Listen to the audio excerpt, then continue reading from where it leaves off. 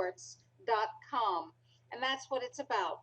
It's about knowing the truth, finding the truth, and reporting the truth in every area that you are capable of doing so, and spreading and sharing the truth. And sometimes the truth is extremely unpalatable, and sometimes the truth stretches your mind and makes you wish that you could hide under the covers, but you can't. And that's what we'll be talking about tonight. Our guest, whom we'll get to in a little bit, is Dr. Hildy Staninger, who is a person of depth and breadth in her knowledge and in her experience that exceeds almost everyone else I know. She's a fearless explorer and a fearless communicator of what she finds on those explorations, both as a scientist and as a sleuth and a healer. Dr. Hildegard Staninger has a website, which is One Cell, One Light Radio. Those are spelled out, ONECELLONELIGHT radio.wordpress.com. And we'll be talking with her about her many areas of knowledge. But first, let me ask you, Ralph, how you are tonight. What's happening in your hemisphere of the world? Well, all of the forces are coalescing in and bringing together all of the issues that we've been talking about for the past 10 years. And it is, I point out, the 10th anniversary year of the Natural Solutions Foundation, 2004 to 2014.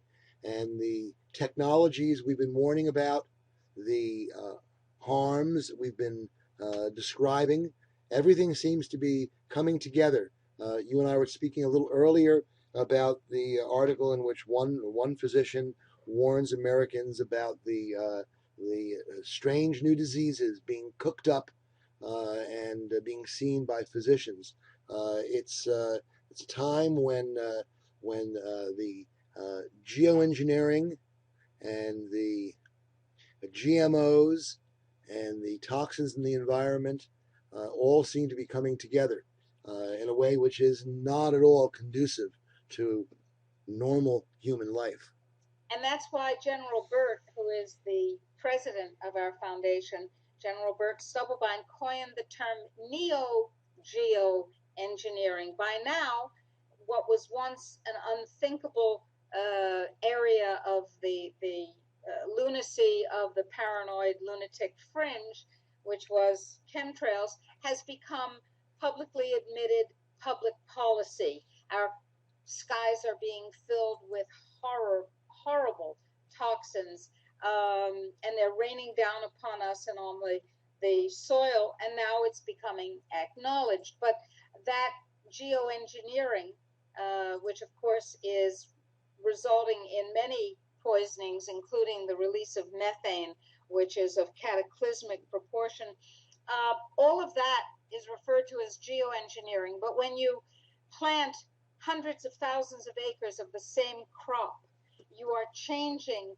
the biological characteristics of the planet, especially if it's a genetically engineered monocrop. That is geoengineering. When you add radionuclides, which will go on pouring into the air and the water and the soil and the food chain basically forever, from Fukushima and from all the other leaking reactors, that is also changing the entire biosphere. When you alter our internal environment with vaccines and drugs and genetic toxins, that is also engineering the terrain upon which life is founded. The FDA has declared scorched earth war on the people of the United States. It's not bad enough that food is being reduced to an industrialized, agreed upon poison standard by Codex Alimentarius, driven by the United States, of course. That's not bad enough. Now the FDA has finally declared outright war on those people who grow clean, unadulterated food, organic food, which, by the way, is referred to as feces-based agriculture. And the cheesemakers who produce cheeses that have beneficial bacteria, so essential for our immune system, they're being warred upon. Other food producers, raw milk food producers, and others are being warred upon. The FDA has decided to eliminate real food, even if self-produced, from our diet. We, of course, Dr. Rima, have an action item relating to that exact issue. You can let decision makers know how you feel about the cheesy behavior of the FDA, and that's one of our tiny URLs, tinyurl.com, cheesy, CHEESY, cheesy FDA, tinyurl.com, cheesy FDA.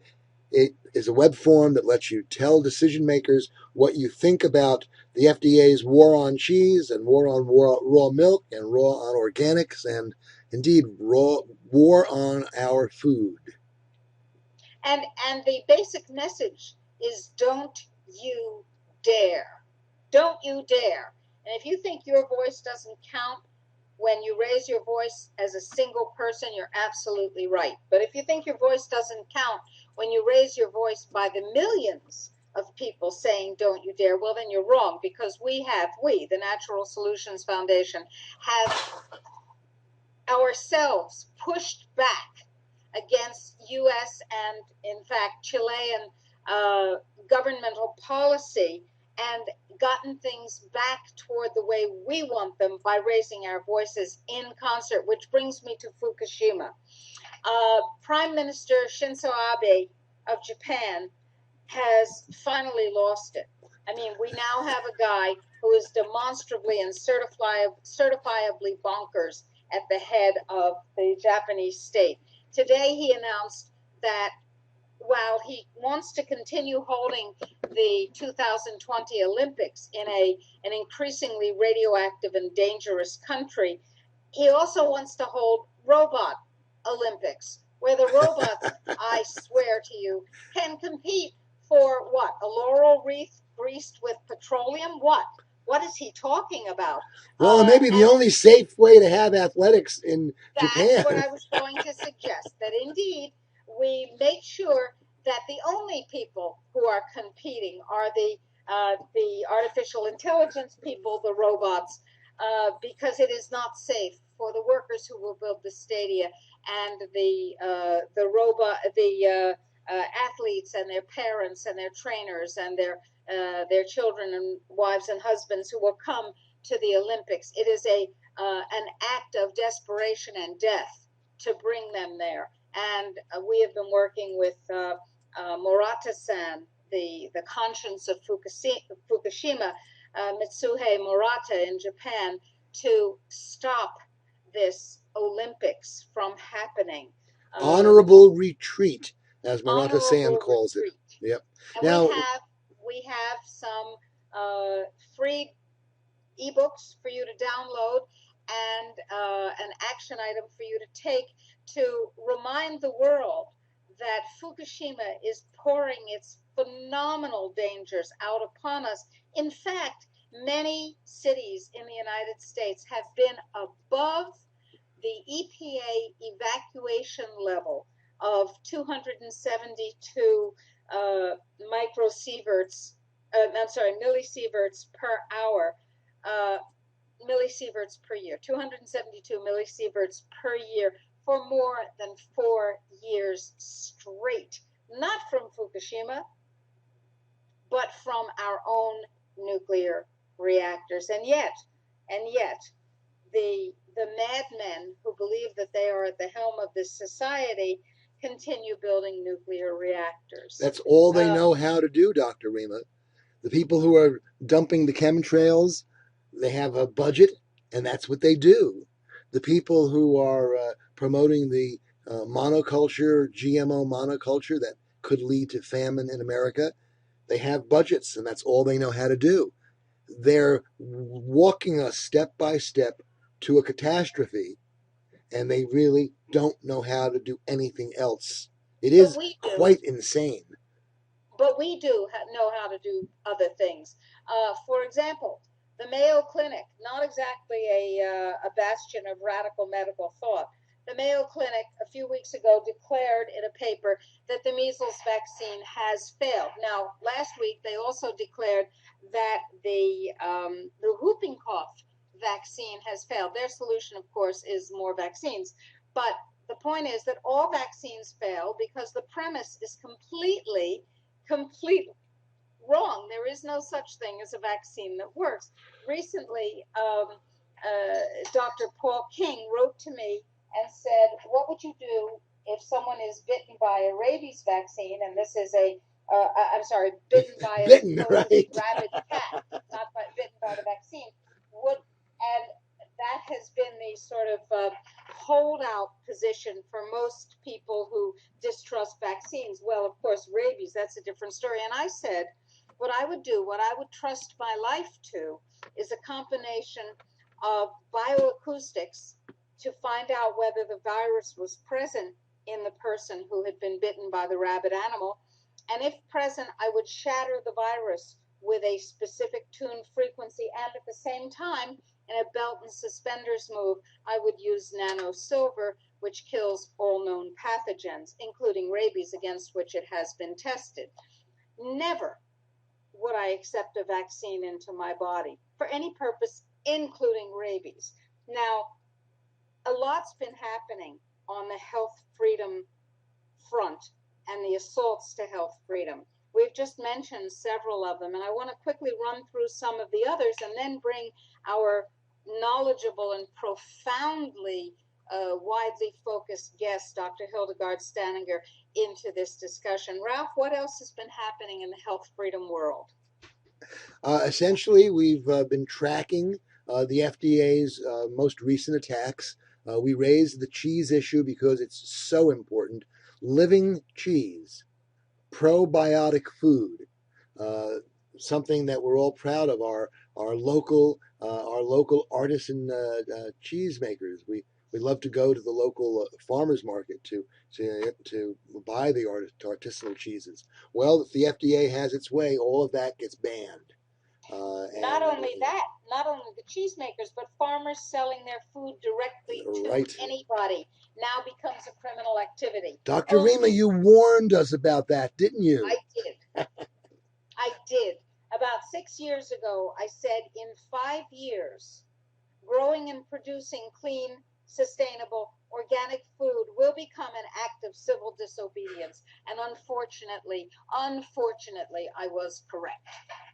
Now, if we allow our food to be taken from us and our illness to be forced upon us in the form of drugs and vaccines and chemtrails, then we are asking to be destroyed biologically, psychologically, sociologically, emotionally, and reproductively. I will remind you that the teen pregnancy rate is down. Well, that's a good thing. We don't want children having children. However, I ask you whether the teen pregnancy rate is down because we have reduced the quality of, and viability of sperm and the reproductive capacity of young women to the point where the teens who would have gotten pregnant, not they should have gotten pregnant, but they would have gotten pregnant, cannot because they have been rendered infertile by Gardasil. They have been rendered infertile by GMOs. They have been rendered infertile by drugs. They have been rendered infertile by poisons in their foods. In fact, in Spain, pigs were found to be infertile recently. And it was discovered that although the sperm were viable in the pigs that were going to be artificially inseminated, the sperm were shipped in bags, plastic bags that are made of the same stuff that line the cans of food that you eat and line the juice boxes and the milk cartons that you get your liquids from. And that chemical had leached into the sperm material and rendered the sows infertile. Now, Wow. what about your fertility? What about your child's fertility? What about these young men and women who then found that they could not get pregnant? And yes, teenagers shouldn't have babies, right? Got that. But the point is, that is depopulation poisoning. And that is not health freedom. That is health cataclysm. It is indeed the perfect storm. And we have as a guest tonight a scientist who understands how those storms are coming about. Welcome, Dr. Hildy Staninger. Welcome, and please tell us, first of all, let's skip right to the point. We've been talking about these issues just now, filling our audience in on this week's confluence of cataclysm. What's your response? Well, we're in an age, and thank you very much, both Ralph and yourself, Dr. Rima, for having me as a guest on your show. I enjoy being with y'all and also sharing the knowledge so that our audiences around the world can gain and glean from that knowledge and acquire wisdom. Well, just looking at the measles, that recently we had outbreaks in the United States and in California, and it was 48 as compared to 4 the following year, the previous year, for measles. But these were measles cases that were of already inoculated individuals that had measles inoculations when they were children, meaning people of our age group, possibly. The thing is, though, now we have new aspects of measles, meaning in reference to sensors that are used to identify measles or keep the shape of it by using what they call a nano-claw. And at the same time, the stimulation, like with rubella, measles, or anything, it ends up having worse outbreaks when there is a less enzyme of hexosamidase. That is an enzyme that was very knowledgeable and studied in the Jewish population because individuals that had low amounts of that enzyme and if they had a mutation on a specific gene, they were more prone for Tay-Sachs disease and at the same time would be more prone for seizures. The thing is now they're developing sensors that monitor measles out of measles with this enzyme and can initiate the symptoms of slap cheek disease, formerly known as measles.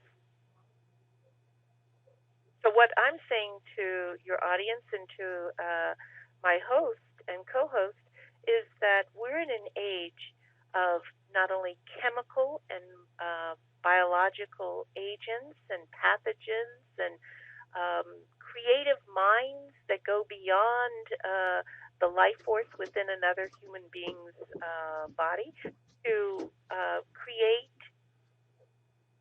I don't know if it would be like General Burt, neo-diseases that are more, they're all engineered anymore. It's like hard to find a real chemical soon. You know, Dane Wigington, who has been on this show several times and whose site geoengineeringwatch.com is an absolute must. Yeah, and with the geoengineering, I recently spoke to Dr. Huber, Don Huber, who is a plant pathologist and specialized in their diseases. And he was stating to me that in the GMO food, they use not only that glyphosate, I always have a trouble with that word, glyphosate, that compound, okay? And anyway, they also use what they call CAN35, CAN35. And what that does is it promotes any virus or any chemical that is present to make it amplified to have like 100 times more toxicity or more chances of the disease being expressed. Very good, Dr. Hilda. We lost Dr. Rima for a couple of moments, but I believe that she's going to be back on momentarily. Oh, My okay. apology, folks, for our problem with the program. I'm trying to get us back right now, and it is ringing. There we go. All right, I think we'll be back on the air just in a moment or two. Dr. Rima is, of course, in Santiago. Us. Yeah, and we're okay. We're recording. It says the call failed. Yeah. Call failed. I'm going to ask you to. I'm going to stop it right here. It'll take a moment or two. Turn that off, please. Okay. All right. This is going to be back on in a second. That needs to be turned off physically. All right. Well, right now we're not on the air. I am sorry, folks, that we're not on the air. I apologize to that. I'm going to put us on pause. Yeah. I'm just amazed. This is Yeah. the third time we have problems. Yeah, we always seem to have problems here. Let me let Dr. know. It's a global trying thing. to reconnect. Trying to reconnect. All right. Are you physically online and on the radio? I don't know if I'm physically online. I thought I was physically online. We're not on the radio now. Physically online. Let me see. Physically online. Connecting. Yes, we are physically online, I think. Yeah, we are physically online. Why this is not, I don't know. I can probably try to turn off. Let me try. Does the audience hear us? Yeah, no, I'm going to have to maybe turn Skype off and then turn it back on again. Signing out of Skype? Yeah. Do you want me to hang up? Or No, you're fine. You're on the telephone. Sign in. All right. It's on now. It's on now, but I can't. I've got to find the. There we go. Studio B. And Dr. Rima, are we on? Call failed. Hello. Hi, Dr. Rima. I have Dr. Hildy on. However, and I believe we are on the air. I believe we are back on the air, folks. Dr. Rima? It looks to me as if Studio B is not connected. All right, I will see what I can do about that. I'm on. But you have Dr. Hildy, so perhaps they're connected on your call. No, I don't believe so. I'm going to try to add them back in right now. Y'all hear me? Oh, we're all together. The question is, can anybody else hear us? Yeah. So just bear with us, Hildy. Yeah, no problem. I'm here. My recording isn't going anymore either. I just think it's amazing every time. We have such important information. They just don't want it out. Absolutely. This happens all the time. And it's only when we're talking about the real stuff. You know, we could talk about quilting patterns with no difficulty. Happened every time I bet, even when you did the War Council, Exactly. Remember when we did that brain chip? What this Look what's happened now. We did that 4 years ago. Definitely doing our job. This is so distressing. I cannot get it to come back on. I'm gonna hang up and then try again. It says call group. Now it's ringing, and I believe we are on the air. Dr. Rima, we are back on the air. I want to make a point, folks. This is Dr. Rima. I'm with Ralph Fucetola JD and Hildy Staninger, PhD. And this happens every single time on this show or on another show when we are on point, when we are on target, and when the information is critical. Vaccinated when we were kids, etc. But we are the group that is now getting the measles. They had 48 outbreak in California, where normally the following year they had 4. But what I was saying before we got broken up is that they have taken the measles vaccine and incorporated it with nanomaterials, in particular nano claws that are also coated or embedded with the Epstein-Barr virus. And in this, it can deliver or test other types of activities within the body. And in particular, the measles outbreaks occur traditionally or engineered or anything, when you do not have enough hexosamidase in your body, in the cells, allows the cells to swell up so things can't get in and out of the cell membrane, or it's too little, a lesser amount of that enzyme, so that it cannot expel the materials in it. So if you have a low amount of that enzyme, hexosamidase, you are more prone to have worse measles and other types of viral infections. But in particular, the measles, they have taken that now and now have made a sensor of it. And it's called a microchip, and it's an embedded control system so that you can monitor how fast it's spreading in the body, or remote. Where is the all chip part embedded? Of telemedicine. Dr. Hildy, where is the chip embedded? Is it put into the vaccine? No, it's on the skin. Where you can have aerial spraying of a vaccine that can have what they call a nasal emulsion, which is a polymer that will absorb, like waterborne polyurethane, can absorb in the mucous membrane. We're seeing a lot of individuals that have dry mouth, dry nose, dry everything in them, and this polymer gets in.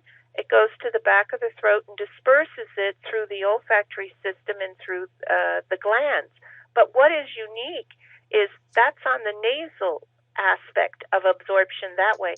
But if something's falling from the sky or you're being exposed that way, what happens is that it also absorbs on the skin. And what that form of delivery system is called a skin transdermal nano delivery system. Very interesting. We're being assaulted on so many levels. Right, but where we can go a next step, and why it's important, we have seen with the enzyme of hexosamidase that if you were deficient of it and you had the mutations for Tay-Sachs, Gaucher disease, or any of the diseases that usually are associated with certain areas of Jewish peoples, nationalities that way.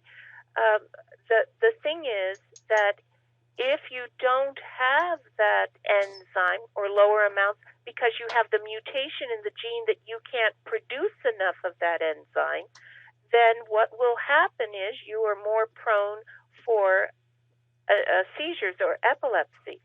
But the thing is that with the advent of delivery systems of aerial vaccines or multiple systems, which we're going to talk about, the thing is that it can cause calcification or little particles to come out and disrupt the parathyroid gland, because that's our main gland for the regulation of calcium throughout our body, and cause a seizure, cause a reaction when normally this would not occur.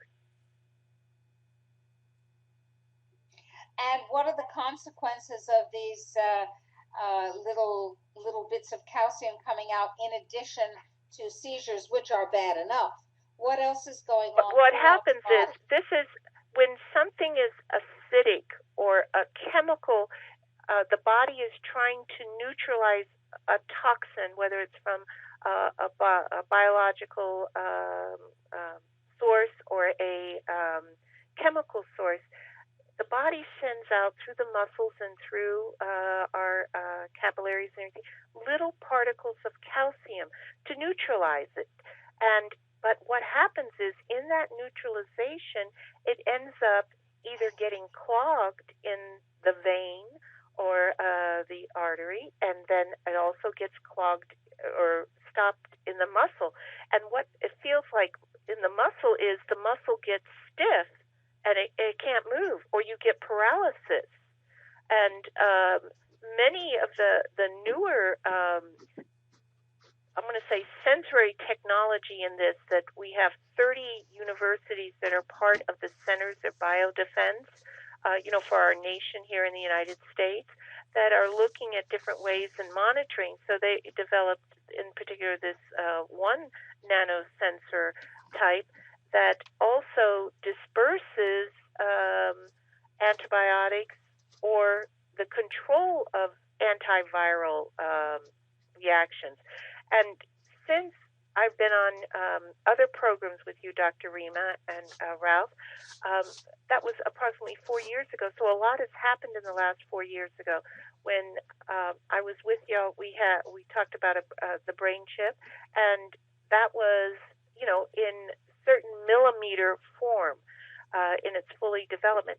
Now we have nanotechnology as microspheroids, beautiful technology that is, if I took my ink pen and I made a dot on a piece of paper, it's that small, and it can have 92 different chemicals or antibodies or pathogens.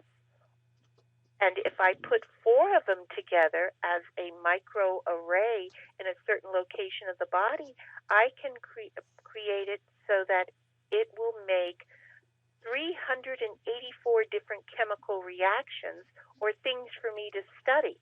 And what I'm saying is, 4 of those little pin dots by a ballpoint pen is very tiny. So how many of that grid could be in the body doing multiple applications? And with the advent of telemedicine and that it's phenomenal what can happen, and is happening. I should say is happening.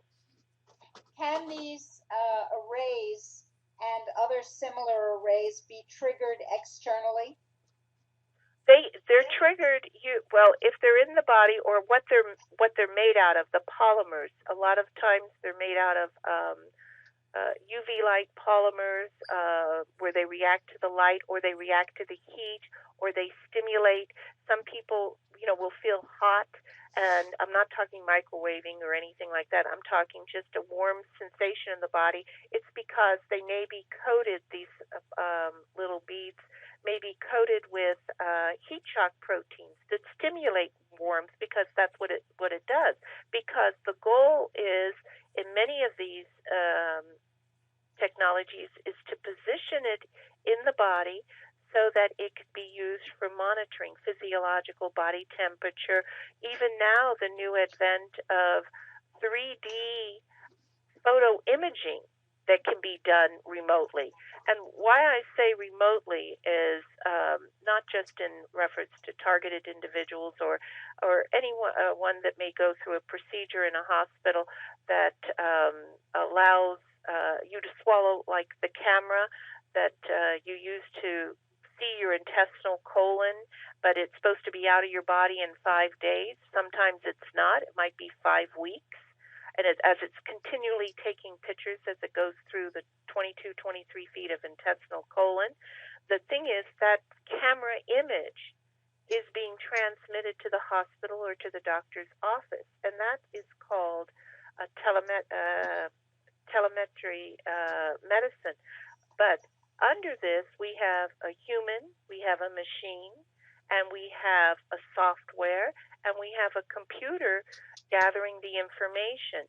And then sometimes this information, through wireless technology, Wi-Fi or VI Wi-Fi, is transmitted to satellites or other shared systems. And in this, we call that, some people call it SCADA, I call it SCADA, which is the Supervisory Control Data Acquisition System. And it's really not out there, but it's happening. And at the same time, if any individuals are affected by this, because even using the newer dyes that are using nano quantum dots, because you get better pictures with it of your cancer cells. But at the same time, these are so small particles that may be of gold, barium, iron, not iron, that's a different technology, also copper. The thing is, with copper, we know that nanotechnology has different physical characteristics based on the way the atoms are and the way it reacts. Gold is red at nano size versus yellow. Aluminum, which is inert, will burn you at nano. But copper, which I find amazing, is that it will grow sprouts. It will grow like roots from the particle. And if you were taking some kind of image or using it under a nano CMOS technology, like a sensor, in other words, we have one of those little dots that's the circle with our dot of the ink pen, and then that's in the center, that's the core, and that could be made of the 92 different compounds, and then we have coatings over it so that it will layer in its delivery system into the body. We're seeing this, as you mentioned earlier, in reference to foods and everything, the artificial foods and not having, good cheese and artisan cheeses and that. The whole use of not producing good fermented cheeses that are natural, indigenous bacterias of those food groups, meaning the cheeses, but in many ethnics, those cheeses are the food that gives you the probiotics that is indigenous to your body that you're exposed to upon birth, when the bacteria from a vaginal birth goes up your nose and down into your gut, so that is how you end up having your bacteria within your body that is needed to make the protective enzymes for the body. If you don't have enough glutathione, you can't neutralize the toxin. At the same time, if you don't have the abilities to have your amino acids to make your proteins within your body, you become weaker and deficient of certain items, thus more prone to other states of infection, other states of chemical not being able to metabolize it out. When you were telling us a few moments ago about the possibility of the copper literally growing some sort of structures from it, I immediately thought of the word Morgellons. Well, that is. I've done a lot of work on that disease. It is definitely, from everything that I've done since 2006 to present date, it is definitely exposure to advanced nanomaterials. And in some of the cases of those individuals, it's changed compared to what it was when I first started. When I first started, I would say it was exposure to the nanomaterials as being, say, a nanobelt, a nanofiber, or any of this, because it is not normal to have nylon growing out of your body. Not usually. Yeah, I have not found that physiology book yet. Okay, and I used to say, I'll eat the page or eat the book, but not anymore, because you don't know if it's got nano inks on it, and who knows what it's going to make, But anyway, the thing is that those materials were more of I'm going to say individualized in their aspect, and they were designed to make new muscle integration, nerves, sensory mechanisms within the body. But the ones that had, I'm going to say, more electrical, as they would touch electrical items, say maybe your mouse on your computer, go by a radio, or your phone, if it was a cordless phone, or your cell phone or laptop, they would feel more electrical, like in their hands or in other parts of the bodies. And in my studies, what I found is that the metal particulate, which was the metal oxides that were used in some of the formulations of these materials, that as they broke down, they would make the smaller particulate matter in the body, and thus when that person came into an electrical field of EMF, which now we have smart meters and everything around, high frequency gating of those energy forces, that will amplify in your body, meaning the metals will amplify and vibrate, and that's why they feel the vibration. At the same time, what is that going to do? Increase your conductivity, increase your voltage, and you become more electrical. And what happens when the body becomes more electrical is that if it is delivering other materials that are, I'm going to say, beyond time released, chemically oriented, or structurally designed to be delivered upon a frequency sending to them, or hearing a noise, or any of that, which, liquid viral crystals are known for that, or pneumatics.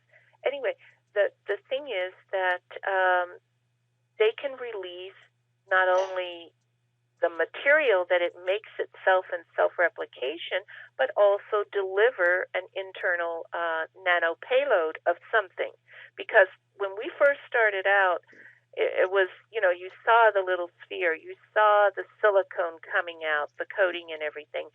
Now, after the delivery systems have changed, where they're using more of a high thermal plastics, meaning more of the categories of the Freon type, meaning which were the Teflons and the Hephions and all of this, it is more designed to go into the deeper body, into the muscles, into the nerves, and coating, more of thin film coatings as compared to the and then the hard function, materials. Go ahead. once these new Morgellons-like nanomaterials are delivered deeper into the body, what happens? Well, what happens, from my experience, it's more designed to go into the nervous system and integrate into the nervous system. And whether it's a nano claw or a nano hook or any of these type of technology, and by that I mean it's a polymer base with the sensor nano CMS or different proteins in it. Even the dragon protein has been found that always makes the shape of a dragon's head, as represented by one of our U.S. agencies. The thing is that it's designed to go into that, and I feel it's designed that way on some of these operations, is because it is allowing the nervous system to be monitored, which is all part of the systems of neuroinformatics that is based globally worldwide, meaning there's studies going on where they want to have human interfacing with computer, as we've seen with the brain chip and everything. At the same time, there's looking at a living hardware of computers, which is based on human cells or human thought.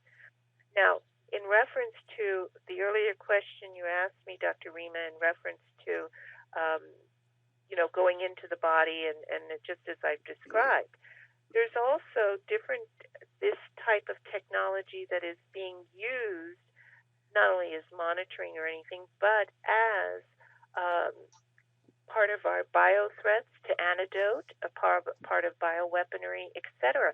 And in this, there is aspects of taking, I'm going to call it nanovector, by nanovector being artificial bugs, artificial hummingbirds, butterflies, whatever the artificial will be, meaning it's mechanical, robotic type, versus there's also the introduction of artificial biology, where you have an algae that you think is an algae, but it's all synthetic. So we're talking about synthetic biology. I would like to shift the conversation just slightly. Are you familiar, Dr. Hildy, with Wouter Basson, who headed up Project Coast, the biological and chemical warfare unit under South Africa's apartheid government in the 1980s? No, I've just heard of the name. I haven't followed Wouter it, meaning I know it was bad. Was dubbed Dr. Death by the South African media. He was found guilty in December 2013 of charges that he acted unprofessionally because he manufactured and supplied poisonous substances to security forces during the apartheid era. Those poisonous substances not only poisoned fighters with muscle relaxants, infected water with cholera, and similar other horrible things. He also, and this guy, by the way, is currently a successful cardiologist in Cape Town, South Africa. But what he did in addition was to develop a bioweapon which attached to darker skinned people's melanin. Darker skinned people, blacks, have more melanin in their skin, and therefore more of this bioweapon attached, causing diabetes. So this was a depopulation weapon developed by the government of South Africa and deployed onto the black people of South Africa. At this point, hypertension and diabetes, which is what this toxin causes, affect about 1/3 of every black person in South Africa. How was this delivered? It was put into processed food. And so the very food, we've been talking about poisoned foods for years, folks. Here is a doctor who has been convicted of helping the government to introduce a specific genetically targeted poison into the food supply of the nation. Dr. Hildy, let's talk about genetic warfare and let's talk about poisoning the food supply. Okay. It can be done with different types of, like I just described, as I call it, the beads, meaning when you have these materials, it's very hard to get the sensors. That's why there are many universities, many governmental entities are developing sensors, because you can have different coatings over your pathogen, or what, as your Dr. Death designed, where it had a genetic mechanism in it. And in these coatings, you can have freeze-dried stem cells that thus has the live DNA of what you need to deliver, and you won't be able to detect it currently, is because it's coated with another polymer that may be a natural coating in a milk container or any of this other thing. So interesting. It seems to me that this Dr. Death could have a really great career, Dr. Rima, in a new and growing international bureaucracy known as the Global Health Security Initiative, the GHSI. Oh, yes. And I don't know, Dr. Hildy, if you're aware of this this new United Nations, United States NGO alliance. One of those wonderful three-part, industry, government, and NGO combinations that are supposed to be leading us into the brave new world of the future. GHSI literally thinks that the most cost-effective way of reducing the risk of pandemic is to reduce the human population. Less people means less disease. Right, and less transmission, less exposure. I knew that was coming about, but this is just like what happened with BioShield when it was passed, after 2001 with our Congress, that they would make antibiotics for any of these types of agents, and through the pharmaceutical, but at the same time, it's where you didn't have to produce the product until 10 years later. I do not know if that's occurring too, but it's all part of that global security system. And at the same time, with anything, when they're trying to depopulate a population, it's like they're double dipping. They want to know how it's happening in the body so they can always study it. And that's where I've seen more of the use of sensors in those types of technology. That's very interesting. How do you know? How do you know if you have been impregnated with sensors? How do you know if you have been, unless you have symptoms of Morgellons disease, how do you know if you are falling prey to the biological effects of these intrusions, these hideous intrusions? Yeah, and with Morgellons, not necessarily do they have sensors. They may have the materials in them, and it's just self-replicating because they may be eating GMO foods. They may be doing other things that cause that. How you know you have sensors in you? There's basically two categories. One, I've had clients that have been kidnapped and injected or had surgical implants. That's a whole different area, okay? Versus, but you use the same testing to determine this. The other is where they may be sprayed. They may get it in their food. They may have their sheets sprayed or injected by not necessarily a hypodermic, but it might be a nano dart that is pre-designed to hit the person. By pre-design, meaning you could be walking on a sidewalk and get hit with the burning needle, and that's usually the nano dart with some type of payload. But in each case, I've had the very good fortune to work with a private investigator, Miss Melinda Kidder of Columbia Investigations in Missouri, and she developed what she calls the 6-method test. And in this method test, she tests for electromagnetic fields, radio frequencies, the different eyes, because there's different quantum dots or different dyes that are used that have different colors. It's not normal to have your eyes fluoresce blue or green or purple under black light. It is just not normal, unless you got something in you.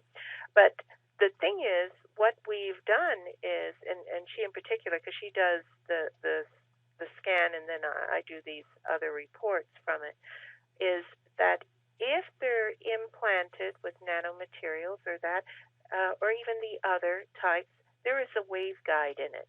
That is a certain size material that is made out of polymers, and what happens is it will receive a signal, and because these people are usually hit by a signal, and what happens is they get scanned, and then you can identify in the body where the signal is coming from.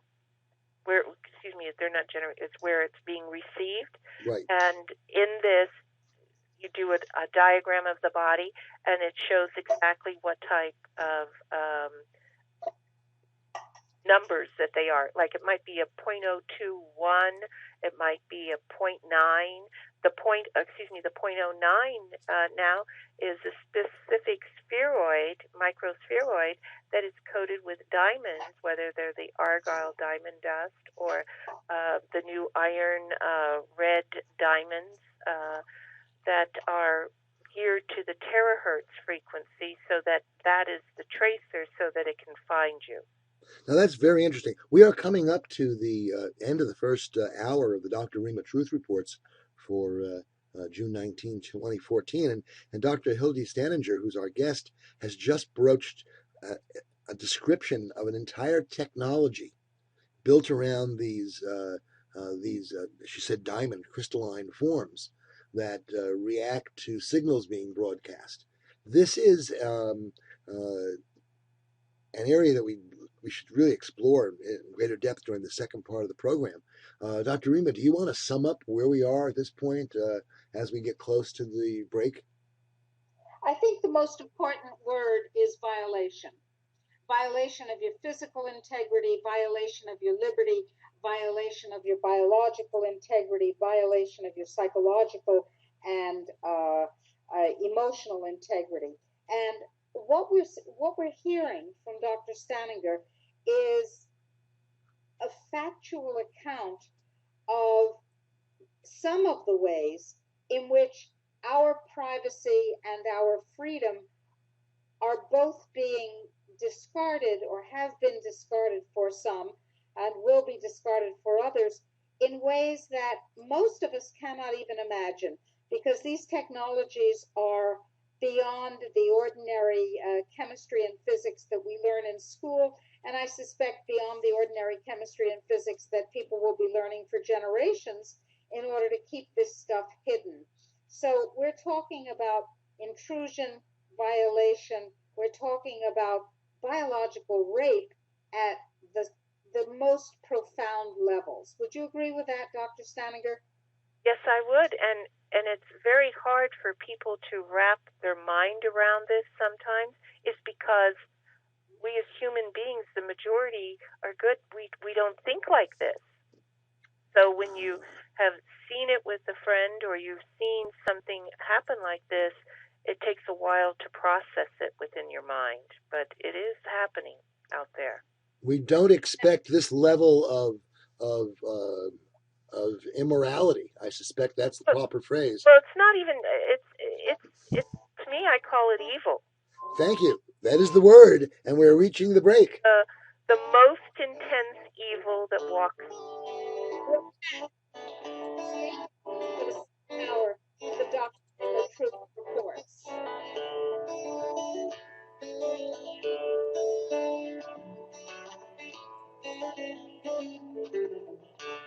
FreedomSlips.com, 100% listener-supported radio, and now we return you to your host.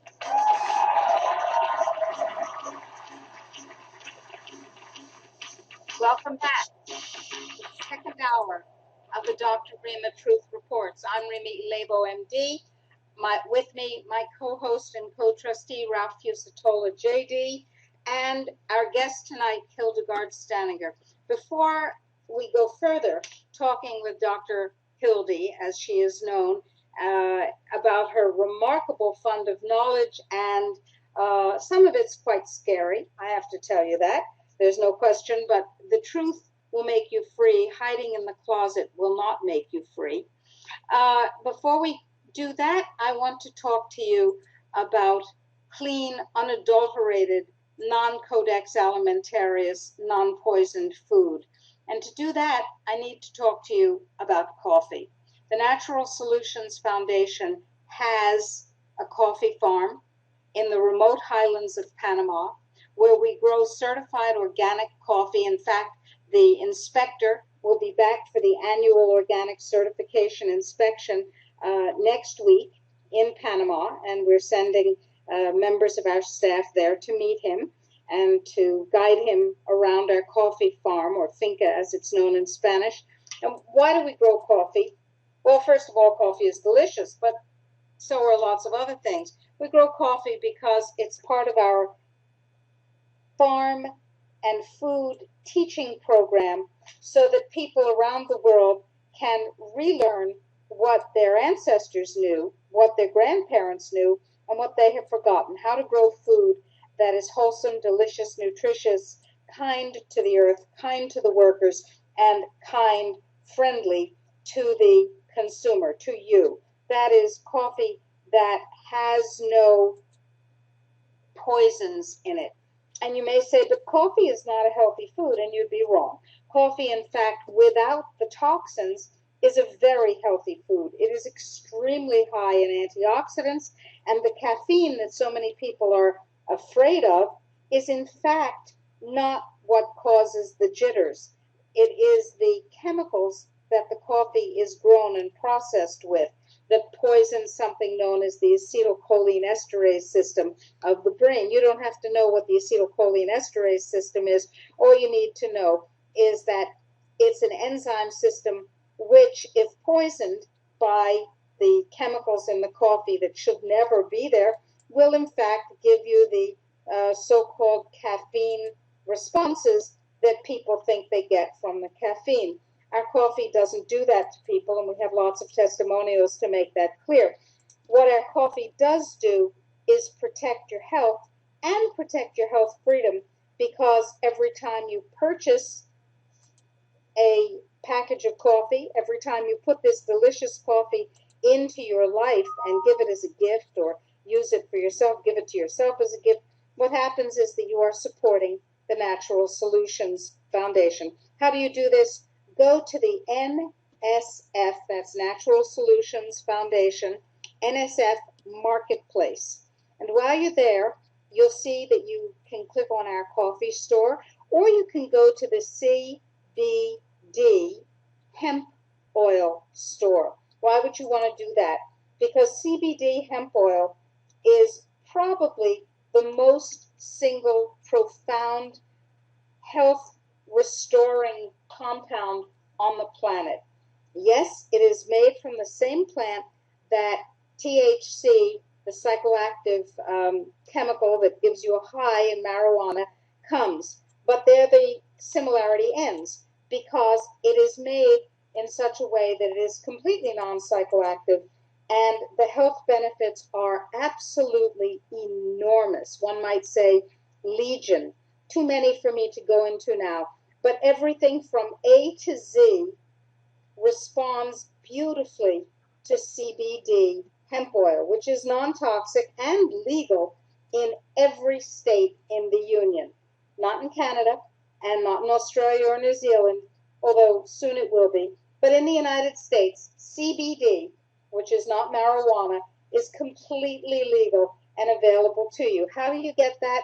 Well, you can go to the NSF Marketplace and click on our hemp store. That's a good way. Or you can go directly there by going to a special URL, which is tinyurl.com/CBD hemp.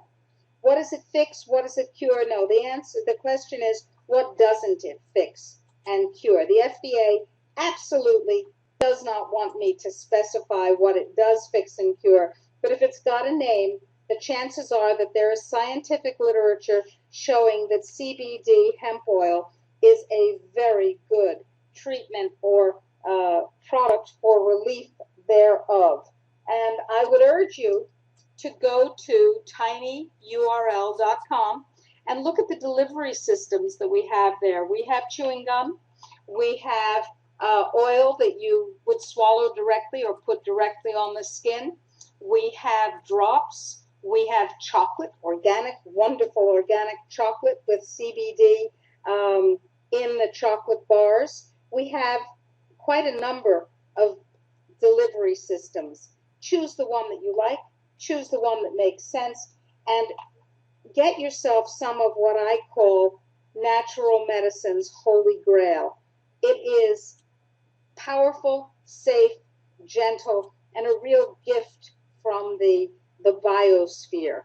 So I would urge you to go to NSF Marketplace and take a look, see what's there, look at the coffee, look at the CBD hemp oil, look at the nano silver, which kills every known pathogen, and make sure that you are protecting yourself in a way that makes sense for you from the kinds of things that Dr. Hildy is correctly talking about and which are designed to kill you. So that's a very, very important little commercial message. And now we return to the discussion, the amazing discussion that we've been having with Dr. Hildy Staninger, who is not only a toxicologist and a PhD, as I said earlier, but is also trained in natural medicine and has a very extensive knowledge and practice as a healing scientist. So back to you, Dr. Staninger. Thank you, Dr. Rima. Beautiful. What we were talking about is how we measure the frequency that can be emitted to the body, and in this, using the equipment that will measure RF, radio frequency, and also microtesla or not Gauss, but we measured a microtesla, and we determined what. There's two types of measurements. One is the measurement that will give us for the waveguide, so that then it can be correlated into where the location of this emission. Dr. Hildy, could you explain? Yes. Dr. Hildy, could you explain what a waveguide is? A waveguide is a known length, like maybe 2 millimeters or 0.02 millimeter, or in length. And what it is that it will have a coating on it or be made of a material that a specific frequency will hit it. In other words, be absorbed by it. And when that happens, So it's like they're like little antennas.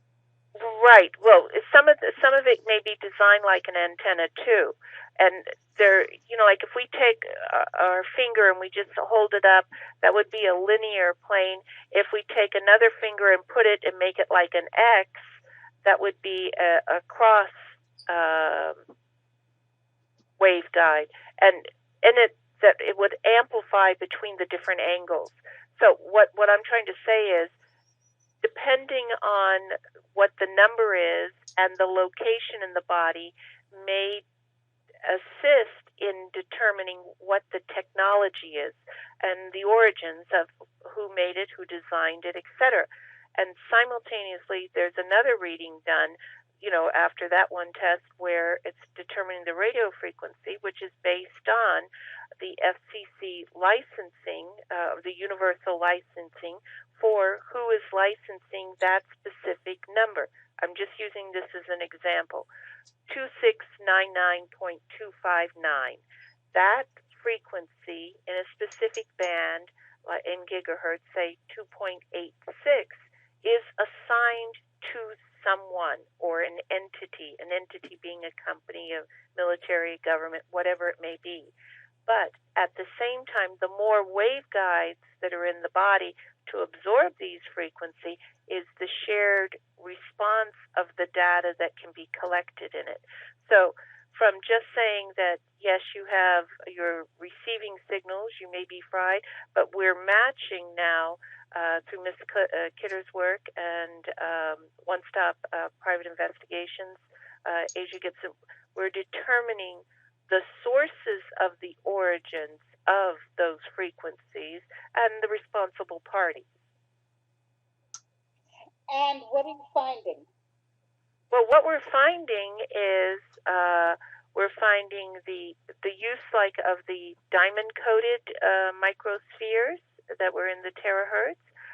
We have found that they may be, they were frequency connected to the space station and transmitted that way through 3 primary universities that had contracts with one of the companies that shoot rockets up in the sky. And so what does that mean? That means that people with these waveguides in their bodies are being hit by frequencies, or hit with frequencies coming out of the space station. And what? And red, meaning it's gathering in this application. If we look at the tradition of SCADA, the application is, here's a human, here's a machine, you're being bombarded, it's gathering data. Where is that data going? What are you measuring? Who owns that data? Do you own your body by your birth certificate? If you're ever in a mental situation or detained or, like a Baker Act in Florida or anything like that, do you still own the rights to your body, or does someone else do? Does the state own that? These are all parts of, I'm going to say, new areas of law to determine. Indeed. Everybody's gun-ho on intellectual property. Universities connect. They've got their own foundations within the university. The foundations then joint venture with developing the technology that then is licensed. Well, certainly from a legal standpoint, since we own our own bodies under the 13th Amendment, no involuntary servitude except in punishment of crime.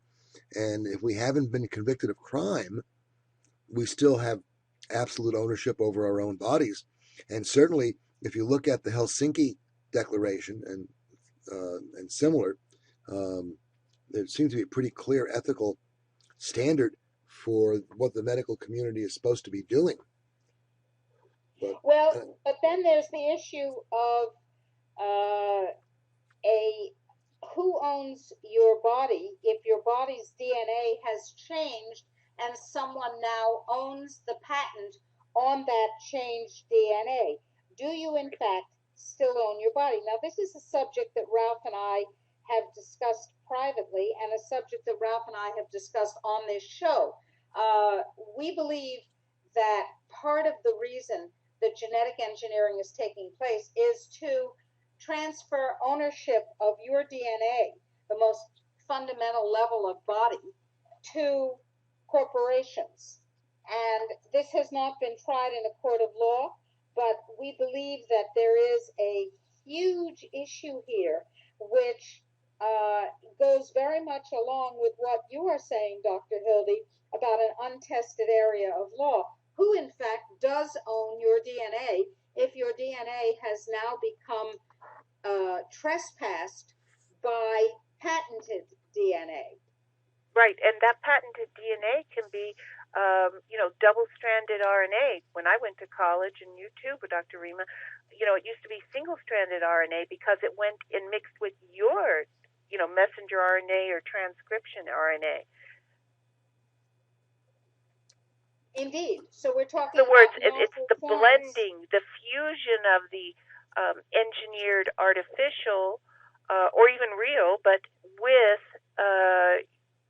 with your own, because originally you're not supposed to be able to patent the human gene, but at the same time, if you engineer it or tweak it, yes, that's patent because that's the method then.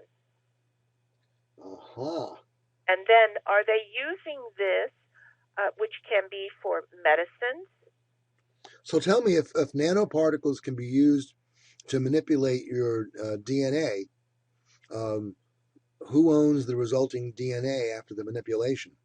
You or the owner of the nanoparticle? Right, the company. And who owns all that data? Because that data is going to be worth a lot. Especially in a world of what we call big data, where computers are now becoming quite capable of analyzing immense amounts of data. Mm-hmm. And so every little piece of the big data has value. That's for certain. Right. And then for data to be sent to a computer or anything, you need software. So there's that area of companies of what software is going to measure the light within your cell, what software is going to tell you the diseases, or what is the criteria of the selection. You're hinting at a number of technologies when you're talking about, for example, seeing the light within your cells. Very interesting. These are technologies that will give humans unprecedented knowledge about themselves. Now, it's settled law that as an individual, I have a right to know my biomarkers. I can put my arm in a blood pressure cuff and take the reading. That was, by the way, questionable a couple of decades ago, when people in the medical community seemed to think that taking blood pressure is something that was a matter of secret medical art that could only be entrusted to those who were, admitted to the priesthood. That how could a mere mortal know their own blood pressure, feel their own pulse, take their own temperature? Well, the courts have been really clear. All those biomarkers I have a right to know about myself.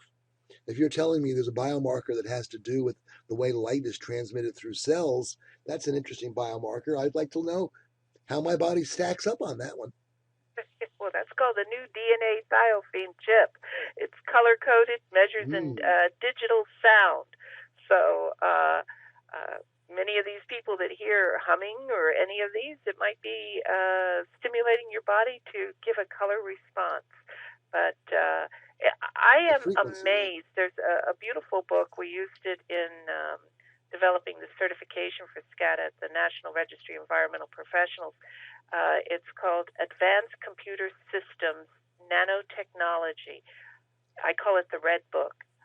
That book has nasal sensors, swarms, how the army can come, meaning, like an army of ants come out and go into the body, but these are nano materials or nanobots or whatever, and you can read all this data and everything.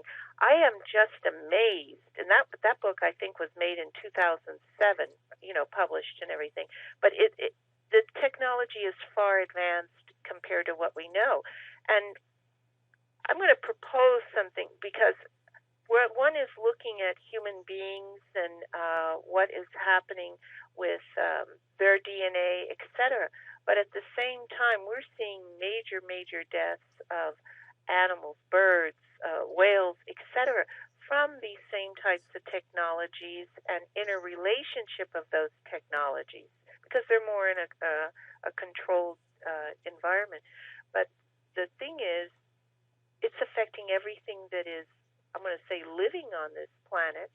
And the question that I see is that once you succumb to this aspect of the degrees of evil, I'll call it that, that you lose your sovereignty within yourself, as if it was hunting not past your DNA, which is basically your wire, your tuning fork of who you are.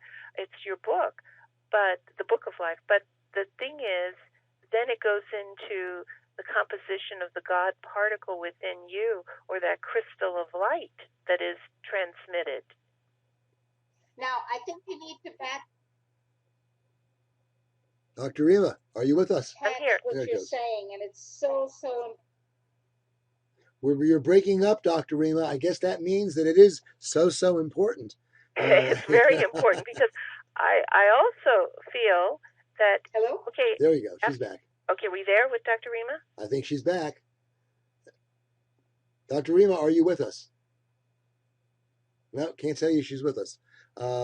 But let's continue with this discussion, because I'm sure she'll be right back. What I was saying is in reference to looking at it as light, within ourselves. We know, water, we can see a prism within it, when the light hits it, or a rainbow up in the sky.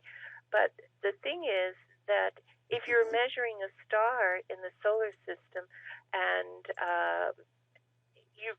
the original way you measure it was through far infrared, and then the prisms of it, the color coding of it. That's of course, scientists first learned about the composition of stars by being able to look at the spectrum of a star spread out, and they could see the frequencies that had dropped out, and those frequencies gave them a very clear indication of the substances or the elements that were in the stars. It is all science. It is all measurement, as you've been telling us tonight. This has been a really fascinating discussion. An area that Dr. Rima is interested in, of course, is frequency medicine. Dr. Rima and General Burt and I and my wife have all been students of sound work with Sherry Edwards for a number of years. Yes. And, very important work. The reality is that it is all about frequency. And as you've been talking about waveguides and about the frequency responses of these various nanoparticles that are being put into our bodies from many sources, I've been thinking about what does this mean in terms of our, as you said, sovereignty earlier. How can we be sovereign, independent human beings if we can be subject to this sort of mass experimentation? I think that and we're all, Dr. Rima, I'm glad you're back. Your point, Dr. Rima, go ahead. I said, I think that is the very point. That is the essence of the point. How can we be sovereign if we are taken over, if we are invaded, if what Hildy is going to tell us more about as the God particle is in fact extinguished? Right. And see, that to me can never be extinguished if you take your mind to a higher consciousness within yourself, so that you're never disconnected from the micro to the macro, within what is the truth within you and what is the truth of the creation of you within your own universe to the bigger whole. So what is the truth? Now, there are people here for whom that will resonate, and there are people here for whom that statement that you just made will leave them saying, huh?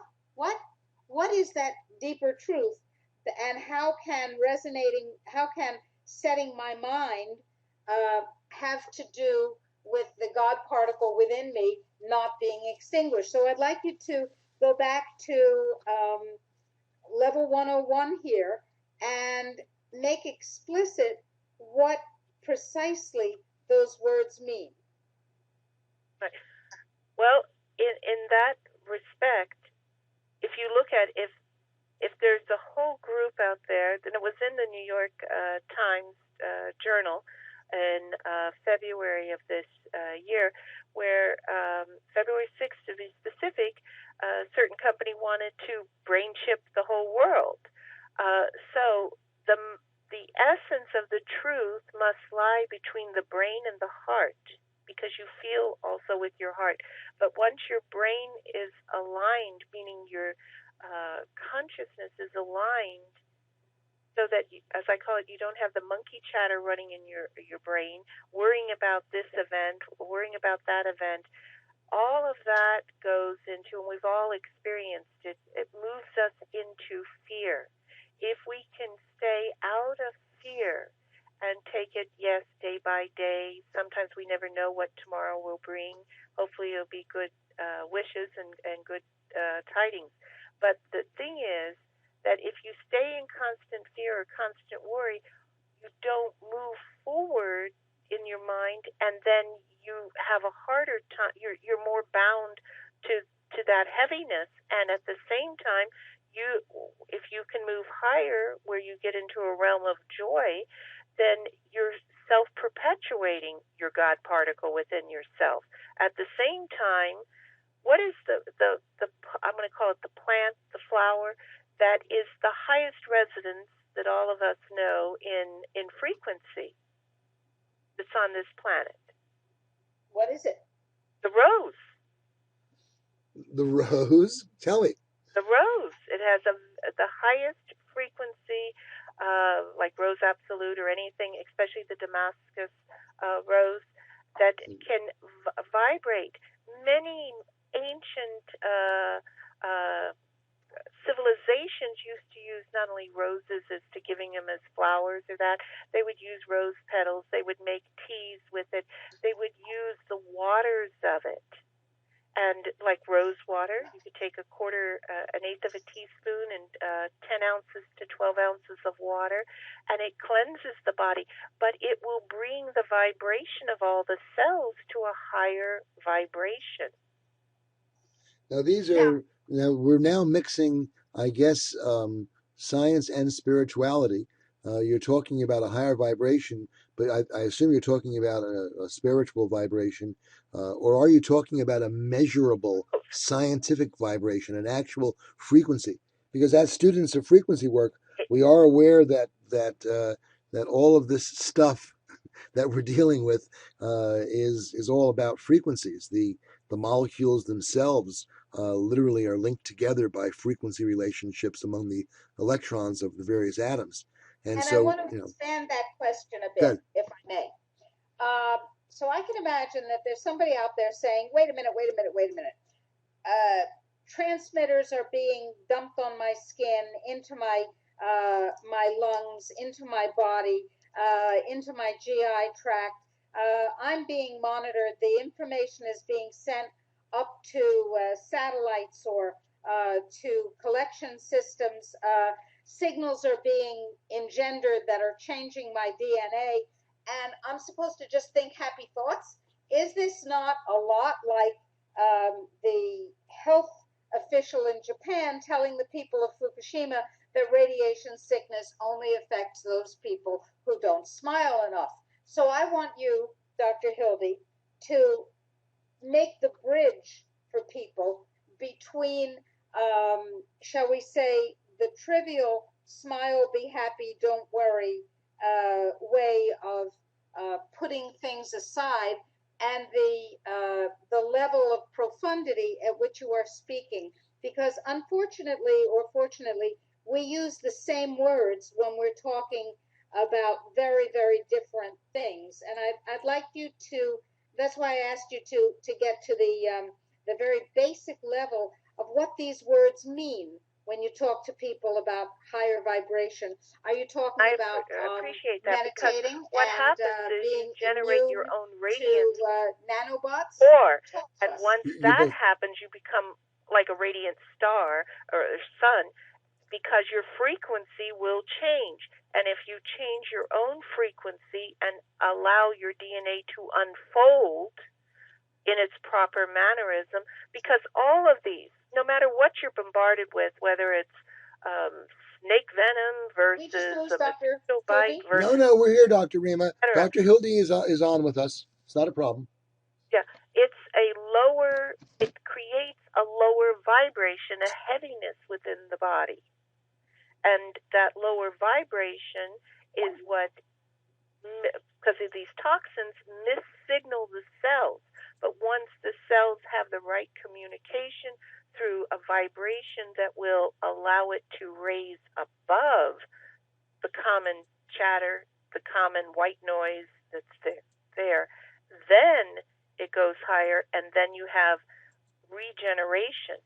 But I feel this, and what I'm seeing is the regeneration of what your true self, your true temple should be. So you're saying that on a psychological, emotional, and spiritual basis, it is possible to quite literally and quite physically alter the vibrational response and make it one that is not the one that the waveguide and the introduced materials are measuring and are controlling, but something quite different. Do I have you correctly there? Correct. And it has to, that would be an interference frequency that is generated with yourself and the connection with... I got to say, Dr. Rima told me before the show started, she said, Ralph, this is going to be a wild ride tonight. And, and you are taking us down a number of interesting rabbit holes. Yeah, but the thing is, you just look at the logic. Just look at the logic. Yeah. If we have a whole group that wants to kill populations off, but study them and know everything about the body, but at the same time, there's studies going on to create, with pheromones to have you in fear and have more fear. I have never been, aromatherapy. as an adult, seeing so much advertisement or anything with depression in my life. Now, is that depression because of all the spraying and everything, and you're losing your magnesium, or you're losing your niacin because they may be spraying mycotoxins too? Dr. Hildy, it is the perfect storm. It's not just the fluoride in your water that's depressing your normal human reactions. It's not just these nanoparticles that, as you just described, are doing exactly that. It's also the radiation from Fukushima and the 150 other leaking reactors. All of these things together, coming together, coalescing, and as you said, as you chose for the title of the program today, update on the technology of downfall. It's almost as though there's this rising wave that's about to engulf us all. And General Byrd has been calling that, Dr. Rima, he's been calling it neo-geoengineering. Isn't that the phrase? Correct. I believe it. I really have great respect for the General, and he's always sound in what he tells the world. Thank you. I will convey that to him. He is repairing furniture at the moment. Well, he makes very good furniture then. It will be good furniture.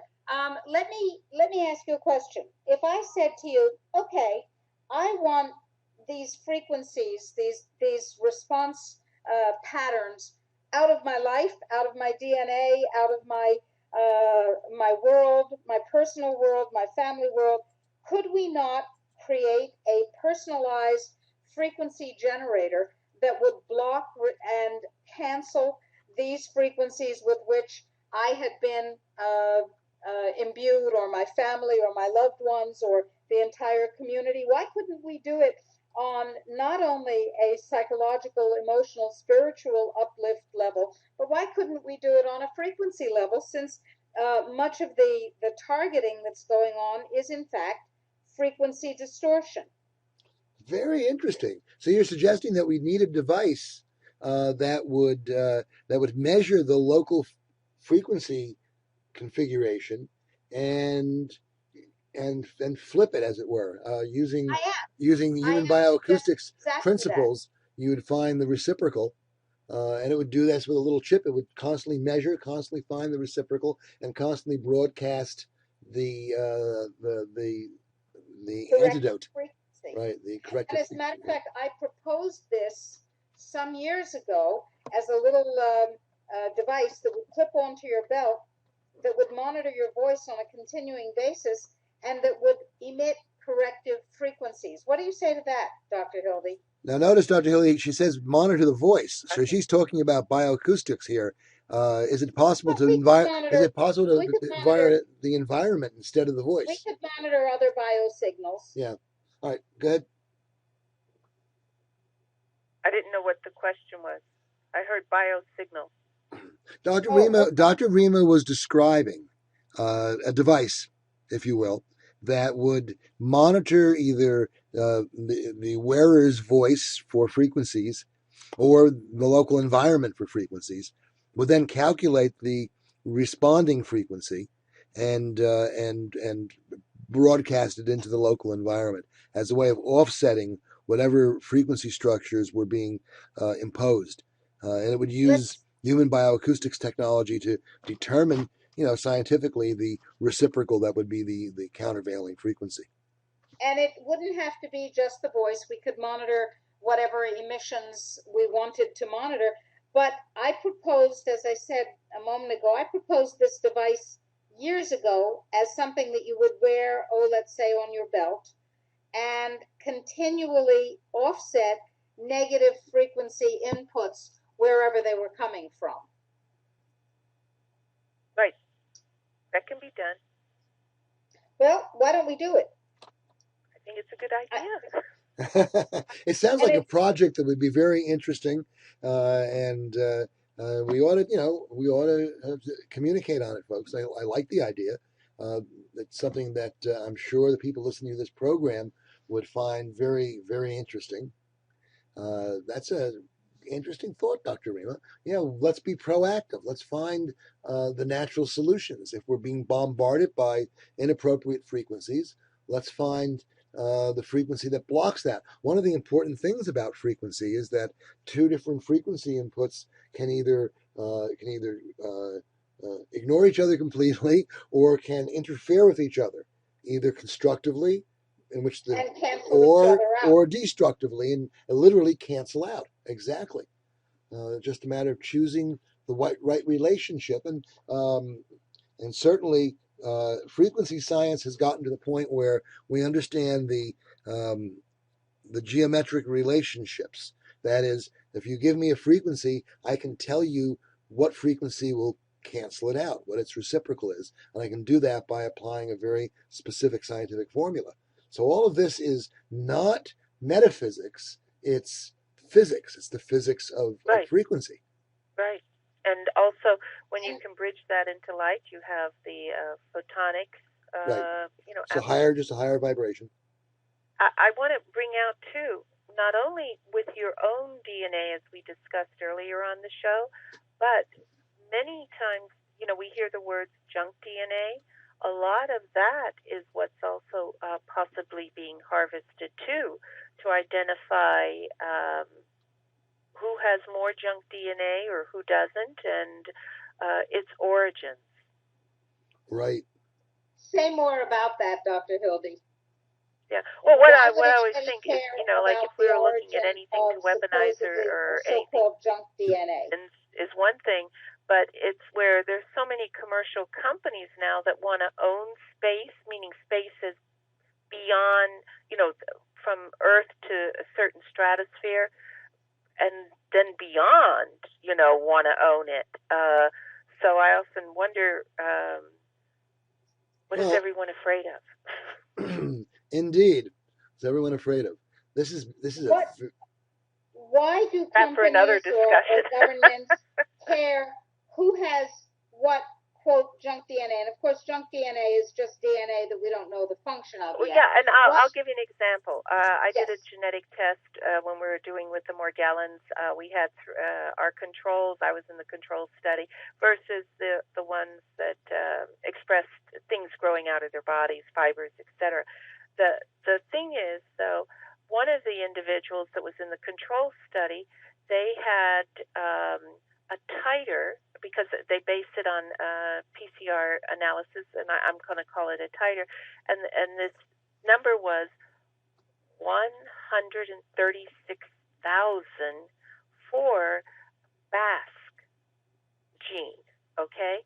And mine was 21 for a BASC, but then I had my highest titer was 845 or 59, 45, I think. And I called the lab and I said, why is this? Is something wrong with my results? Why do I have this low number? And the guy said, the lab director, well, Dr. Staninger, you've got more junk DNA. But of course, that really means, as it were, more pages in a book that haven't been translated yet. Correct, Ralph, correct. And at that same time, is the junk DNA being formed because of exposures to different compounds? We like need a in better this phrase. lifetime? We need a better phrase than junk DNA. Right. And the not necessarily the mutations, but the evolvement of it. It's like this. Methuselah, who's quoted in the Bible, he lived to be 936 years old. And they do search, meaning scientists have searched and found the Methuselah gene versus the longevity gene. The longevity gene, which kicks in, and the survival gene is when you have severe poisoning, no glutathione, you're making so much thiols and mercaptans in the second phase of detox, that you're building up the proteins with these toxins in it, your body's the thing, and you have the thought, oh my God, I'm going to die. At the same time, I want to live, God, and then that gene kicks in and you live. Miracles exist. And the body does heal itself. Indeed. Right, but you can't heal yourself if you keep thinking, I have this disease. Yes, you could have this disease, but you got to get well and past that disease. It's like with arthritis. We know, in work I've done, where if you were exposed to iron water where there is iron bacteria, you end up having the iron bacteria go into your joints, and it causes the inflammation, and then over time you have rheumatoid arthritis, etc.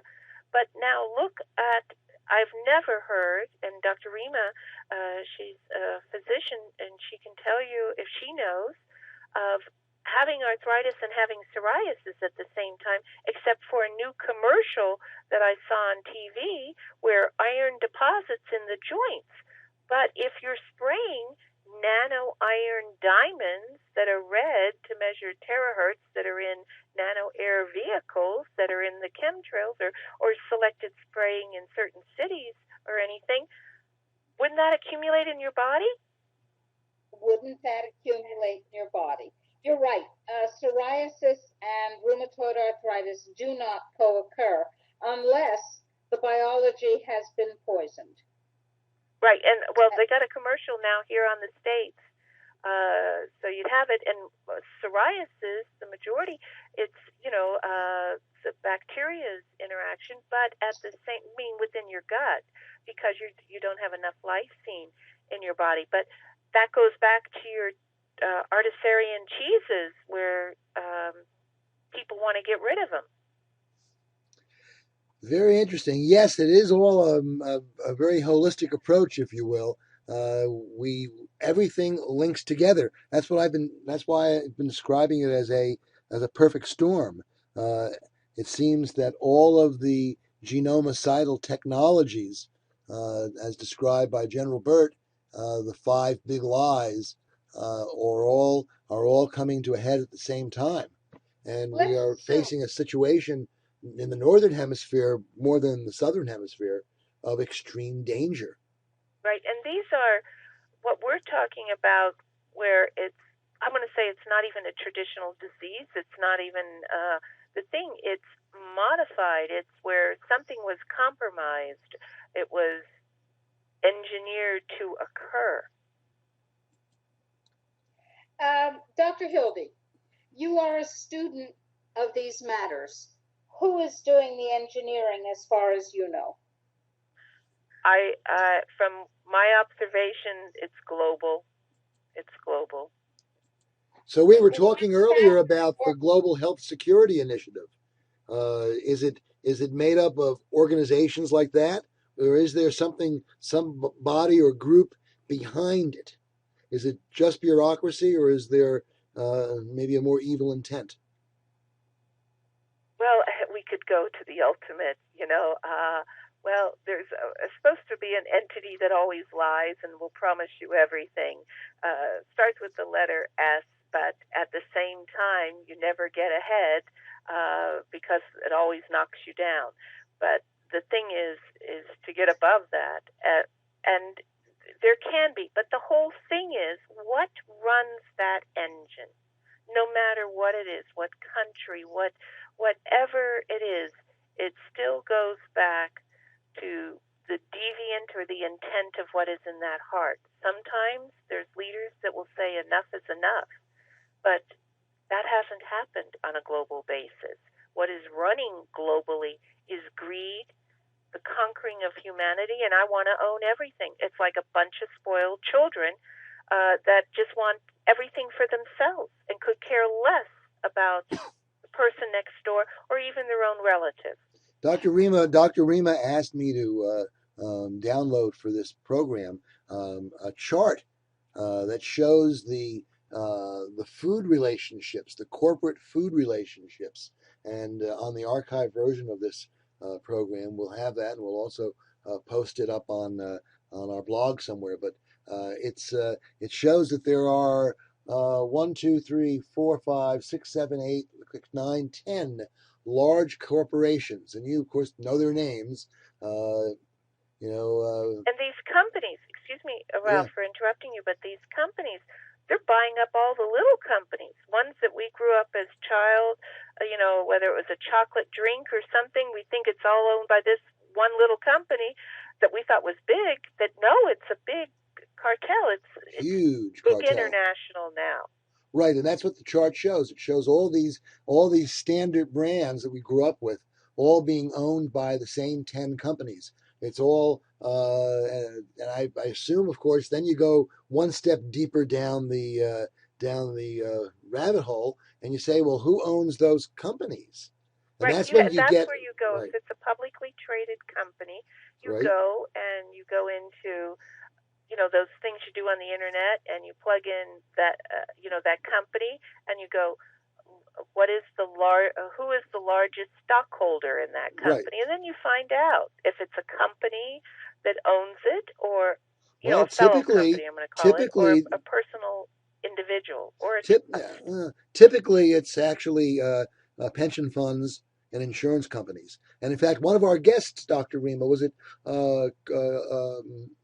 Clinton Richardson, yes. was telling us about how that process works, and looking at how entities such as the California Public Employees Retirement Fund have controlling interests essentially in all the large enterprises, and of course controlling only if they choose to exercise it.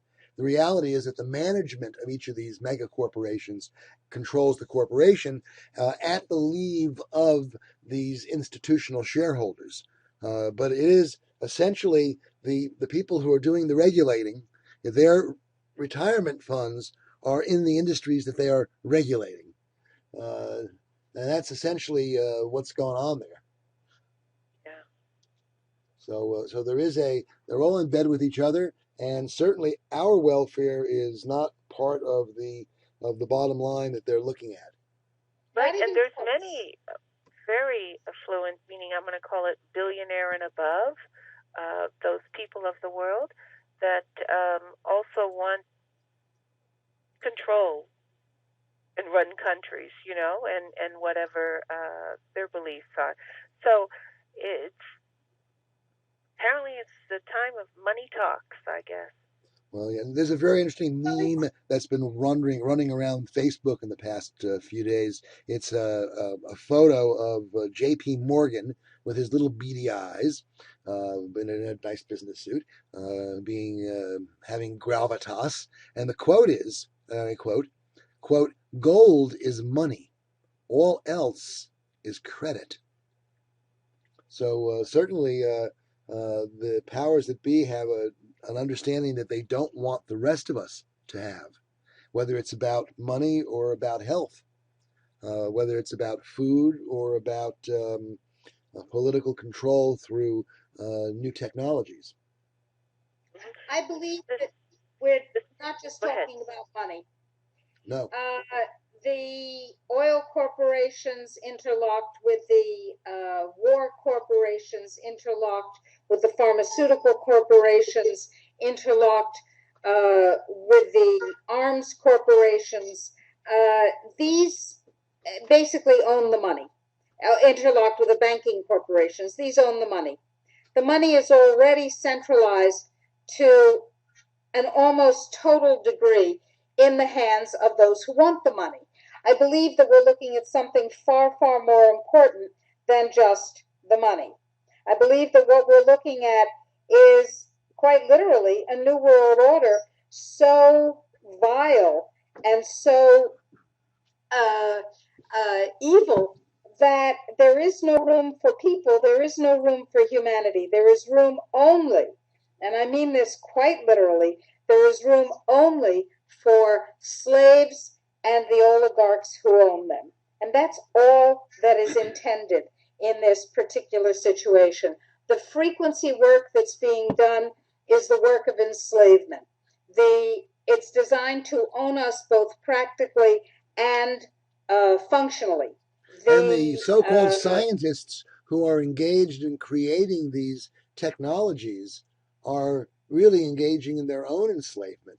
They need to know, and so do the people who work for the NSA and the various black ops, that the elite don't really intend for them to survive or their children to survive. They are not going to be exempt from the system of control that they're creating. And I don't think that they understand that. Certainly not. They need to hear that over and over again. They need to believe it.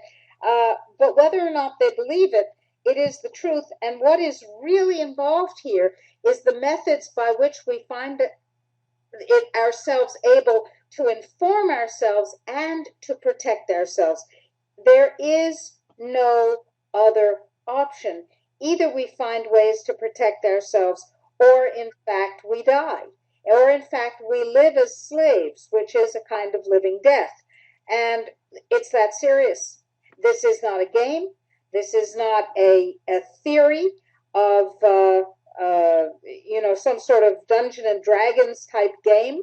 This is a battle for our very souls, for our very survival, for our very DNA, our very humanhood, and our very ability to be aware. A news item came out this week which said that DARPA now has a chip that can be implanted in the brain that creates false memories and can be used to make people rage in such a way that they will commit any act, any atrocity, because they believe that they have been exposed to whatever trauma that is computerized into their heads, into their emotions, and they are no longer human.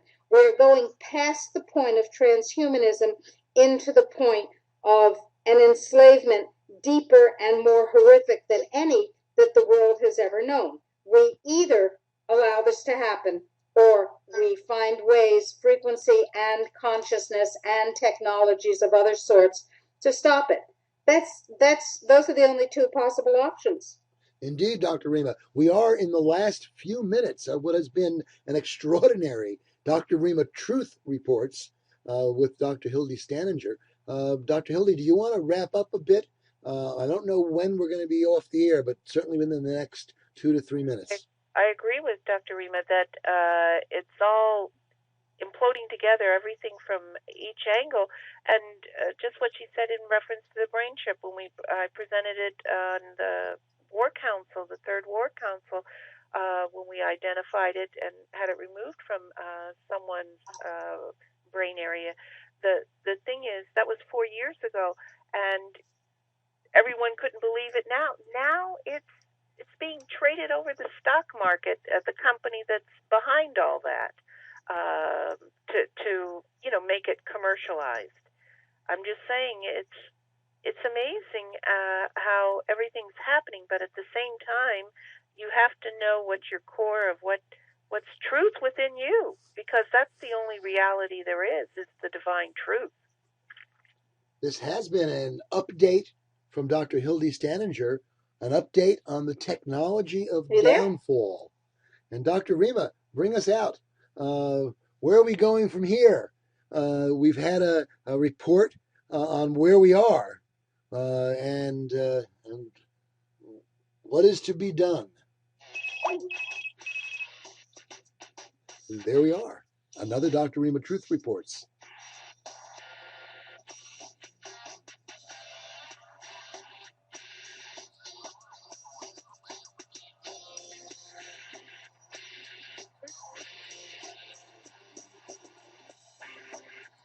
I have no idea if that recorded or not. We'll see.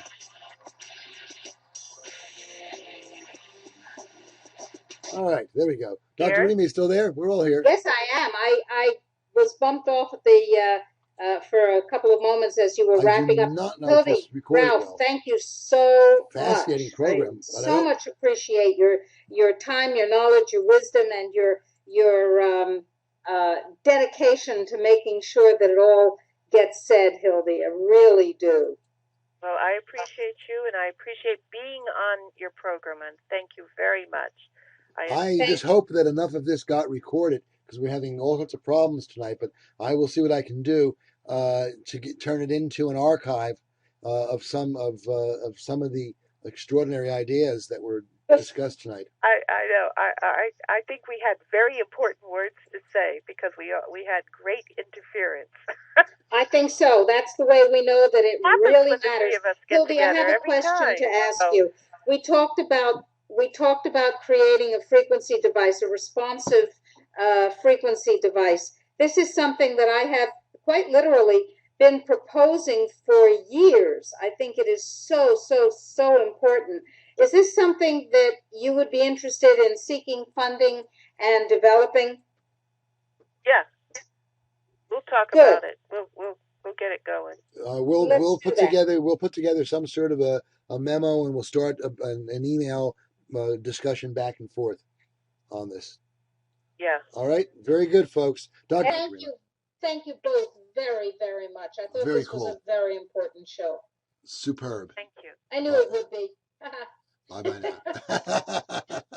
All right.